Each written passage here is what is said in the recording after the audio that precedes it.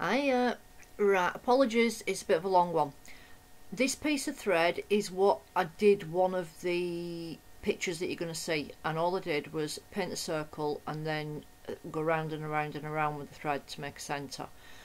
I'll show you how I actually did this in a second.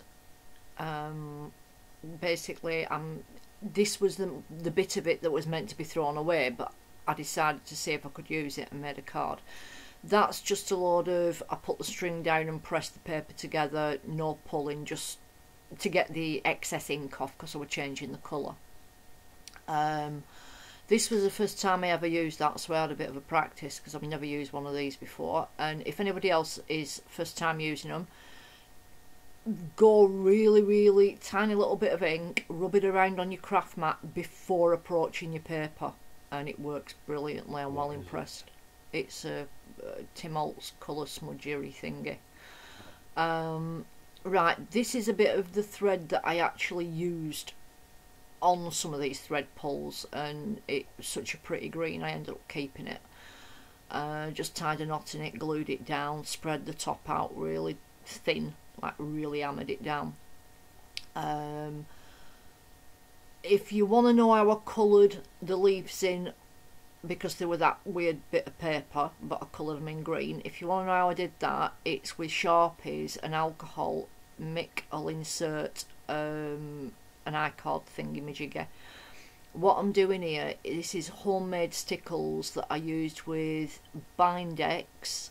It's like Mod Podge. I have actually used Mod Podge and glitter mixed together, and it works really well. You know, just put it around the outside in beads, then flip the bottom just to take the peaks off them. This was the other meant to be disposable one, but again I decided to have a play around with it, because if I messed it up, it, you know, it was just going to be cut up or ripped up for scrap bits of paper anyway. So it's a rather bizarre looking pansy, and I'm just covering the hole up with the yellow throat that they have and the two white blibbles that they have in the centre of the plibbles, little plibbles. I don't know what exactly they are. Again, cutting round it, going round it with a Sharpie, well, 3 different coloured pinky purpley Sharpies, just to make sure that the petals looked separate, different. At this point, hated it, absolutely hated it. I was suffering. I hadn't been sleeping, and then I had the sickest migraine. I think it's the worst one I've ever had. It was really bad. Floored me for 24 hours basically, so I weren't right good when I was doing this. As I said, really disappointed with it, and then I just carried on and going because I weren't up to doing much else. And this is India ink, so it's transparent, so you can see what's under it. So I know it's sort of covering up a bit, but not really, you can still see it. Put a bit of black shadowing in with black India ink. I think I used a bit of watered down Posca as well at one point, but just trying to separate all the petals, making sense out of it. I think that's a bit of yellow Posca because them yellow bits didn't blend in too well, so did a bit more yellow on it. But to say they were supposed to be throwaway pieces, I think they've made quite cute cards, haven't they? Right, I think I did the leaves in the same way. Yeah, it's that same piece of paper. I did them in the same way. And this is a little flower bud that I did as well. The leaves are under that piece of cellophane to left of me, being stained with Sharpie marker. As I said, an alcohol, but Mick will put a link up to show you how to do that. It's tie-dyed flowers or something. Just going round edge of them, just, you know, dark outline round edge of them. Oh, it looks quite pretty now, doesn't it? Did the background the same with that Tim Holtz's smudgy tool. I don't know the correct name of them. Stuck them down with a glue stick. Right, I'm going to interrupt myself now, so yeah, live camera bit. I hope this is going to work.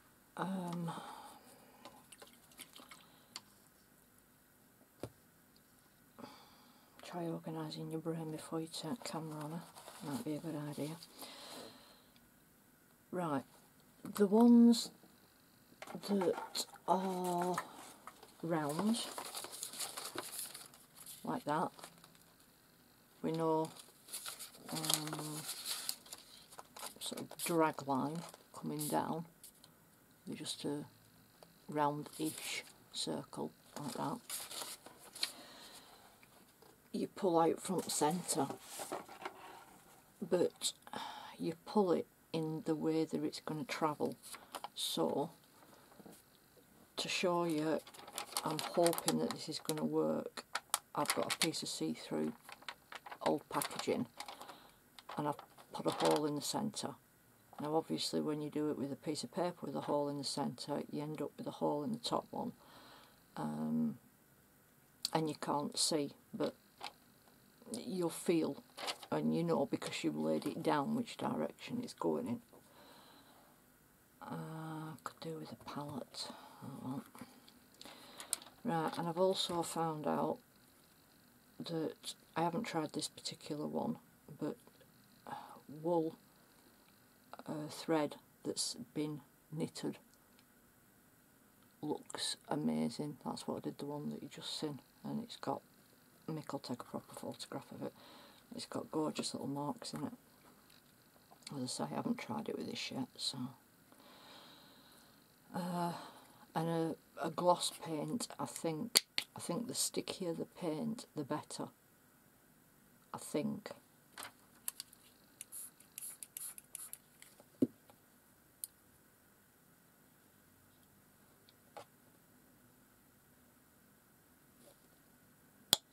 It's probably way too much.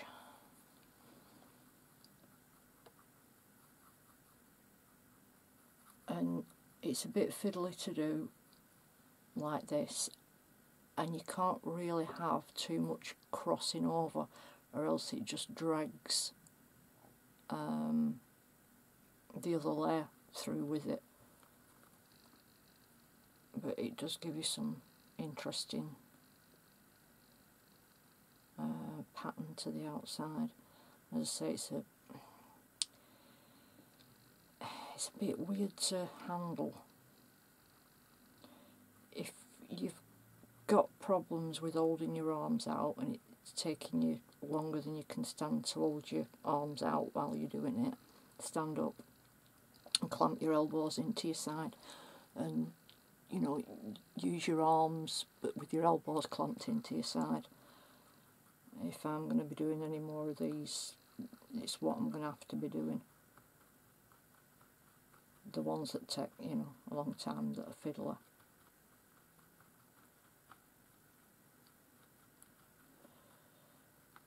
Right,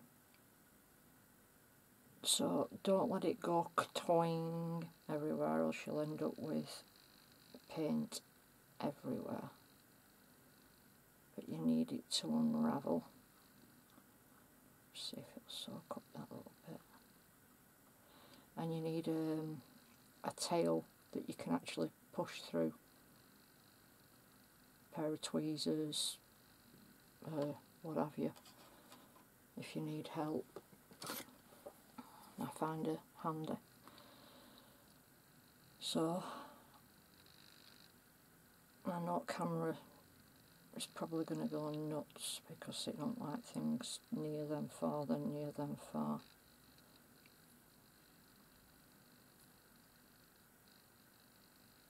Right, so it's unravelled.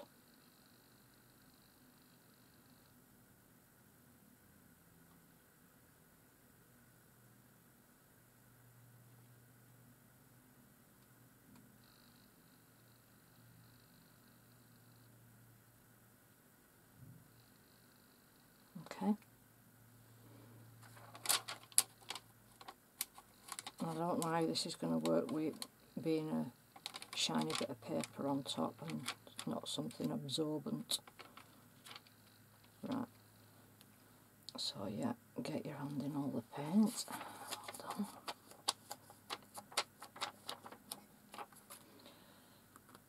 So obviously press it down so you get your initial outline, and then when you're pulling, that's obviously coming this way, so pull it in the way that it's, see my arm moving opposite to which way it's travelling.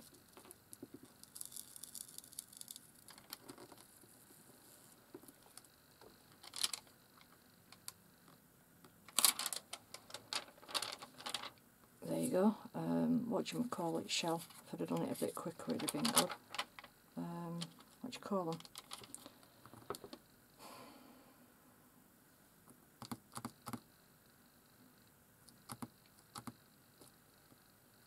Can't remember what they're called. Got one hanging around here somewhere. Used to wear it around my neck. Fossil, you know, curly fossil. I don't know where it's gone. Because we're actually drawing it. Oh well.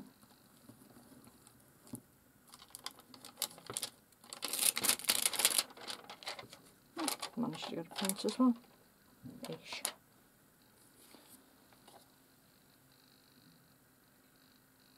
So you get like weird double lines going in. And that one was a finer thread.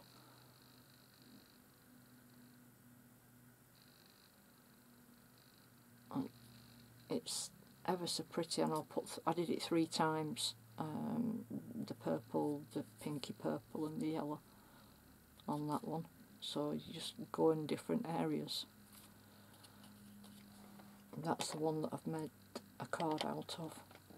It's other half with the hole in.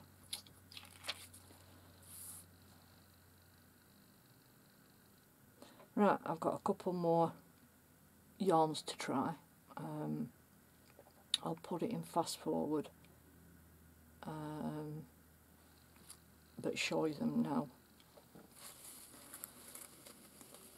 This one, which I brought way too much downstairs, I want some for another thing, is what they make tassels out of for lampshades and flapper girl dresses. You know, the really movie stuff. It really, you know, skiddy. Don't know what it's going to do. I'm going to try it. The big, hang on, sorry, the big fat one, that one, was this yarn, which is an actual knitted tube. It's knitting wool, where it's actually knitted in a tube.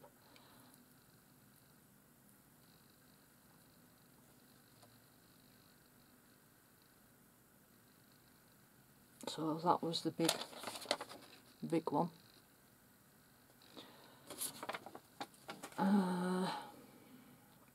The small zigzag one was a little bit of this unravelled, and I've also got this, which is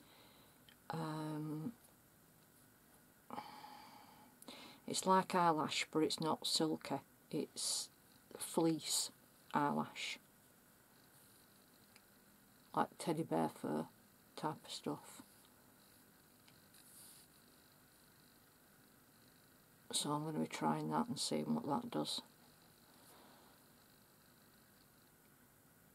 Right, as I say, I'll put it in fast forward. I think that's all the threads I've got that I want to try at the moment. Alright. Right, I'm back again. No, it wasn't all the threads. I've found some more since, so there'll be another video. Boy, what a difference different threads make. really different. That was too suddy, it was a bit too wet and it created suds, but nice, it was nice. This is the pull it out through the centre was a bit too wet, a bit too suddy, but that print off the polythene was pretty. I think I've just described all these in that other bit, haven't I? That talking. Oh no, that's coming up. I'll be interrupting myself again. Can you keep an eye out for that and give me a poke? Oh. This is gorgeous. It looks like sea foam. I absolutely adore this. I'm going to be playing with that a bit more. That one's not as pretty. I think I ended up using the back side of that. But it just takes you, you know, that gorgeous. Yeah, I did end up using the back side of that other one. It takes you a bit just to practice on how much moisture it holds, how thick the paint needs to be. That was Dyna, the iridescent, PBO iridescent, just touched on in places, not solid. Right, I'm going to show them under camera because I can't ask Mick to photograph every single one, and to be honest I'm not ironing every single one, which needs to be done if they're going to be photoed right. And I've got about what you can see clear space ish. That one I wore through bottom because I was pulling down on it and it was a piece of plastic underneath it. Anyway, that one is this knitted knitting wool, a knitted knitting wool. It's like a tube.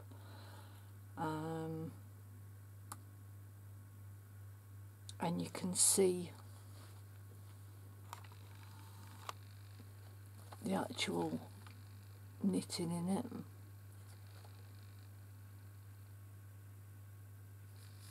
Need to have another play with that. Quite like it, looks like seaweed. Right, that might be a better size. This was one of the first round ones that I did, with a hole in this piece of paper, obviously. Turn it around. That's better. Again, the knitted wool, same one that I just showed you. And that was the other side to it. That was one that I pulled that way, folded it over, pulled it that way, and then because it wasn't mega pretty, I just laid the wool on and folded it shut and pressed it down in a couple of places just to use up the rest of the paint.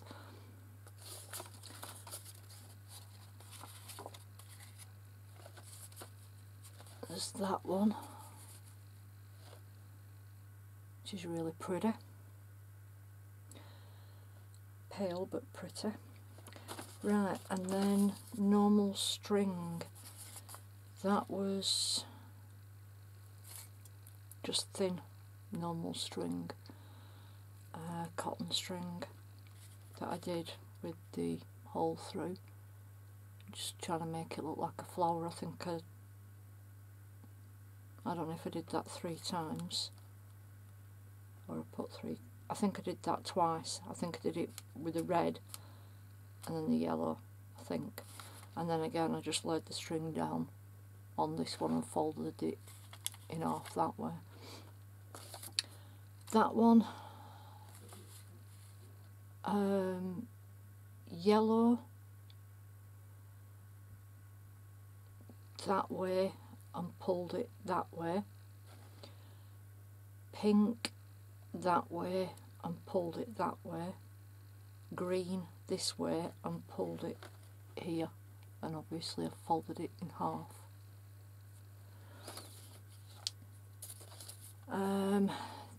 These are the ones that hopefully I managed to get on video of me doing it with the transparent sheet, the circle ones with the transparent sheet. That is really pretty. You could use that as a tutu, a limpet, you know, like seaside limpet, jellyfish, all sorts. I really like that. And because you can use it with a see-through, as long as your paint's not too wet and soggy, you can do it in the middle of your art journal page.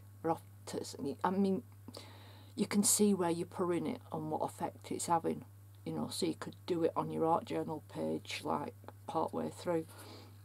That one I did, and then put some iridescent over it. Did exactly the same as that, and then put iridescent on the string, and then went back and did it again.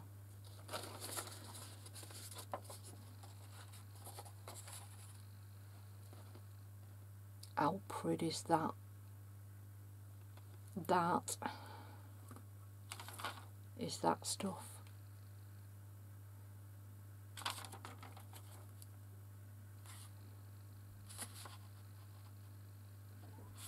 Sorry, that one was the knitted wool.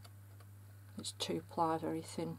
There's that part and that part, and when you knit it up it looks grey because it's sort of dark grey and very light grey. But it's been knitted forever, and I unknitted it, pulled it back. So that one is this stuff, which is like toweling type of synthetic toweling, teddy bear fur type of stuff, eyelash trimmy type. And that's the other side of that one. I really like them. These bits here, and then I did it and it was too wet.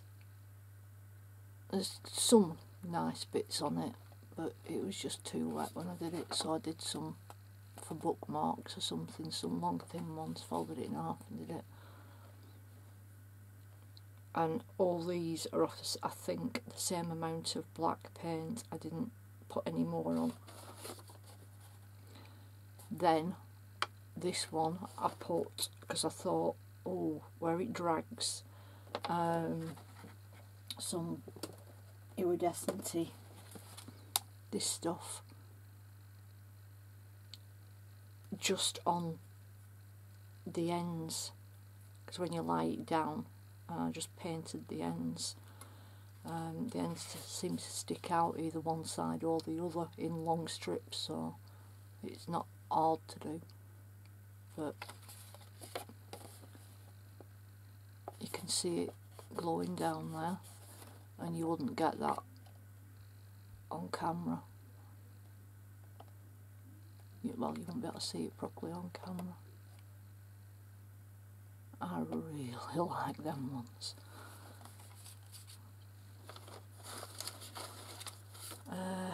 Right, and then I used the last bits up, and I think I put a bit of pink in as well with that one, just around a little bit of pink in, but I didn't put any more black in, but it did take quite a lot of ink, did that wool, of paint. Right, and then the slippy, slidey stuff that they use for trimming stuff, flapper girly stuff. That one, it was just a little bit too wet, but it left interesting sud marks. It left like froth in it as I was pulling it, which is an interesting texture in itself. I'm quite pleased with that.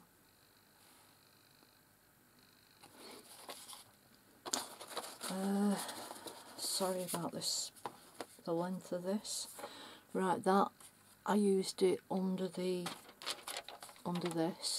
but it was way too wet for the amount of string, you know, the width of the string and the absorbency of the string. It was far too wet, but wouldn't that make a good jellyfish or even a crab? I don't know why I'm all seedy at the moment. A crab shell, something like that. And that was it when it was even drier. And you can see all these little lines here where it's made. Really fine ones.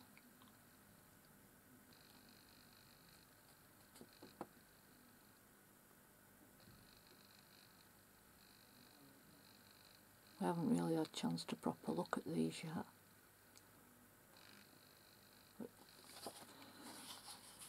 I like. That was the last pull off that with that. And again, very, very fine lines all around here.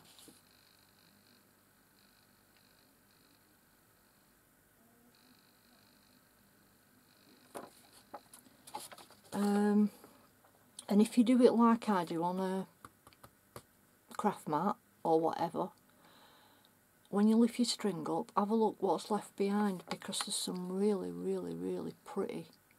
If you're quick enough and just throw a piece of paper over the top of it, you can get some really interesting splats.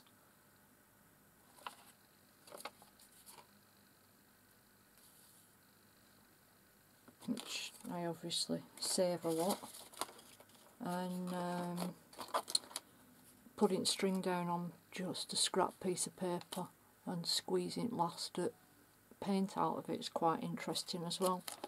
I just kept going over with different colours with that. So yeah, right, I'll probably be still talking to you. This is going to be strange because it's a talk over and a talk. Yeah, okay, bye. Sorry for me rudely interrupting myself twice.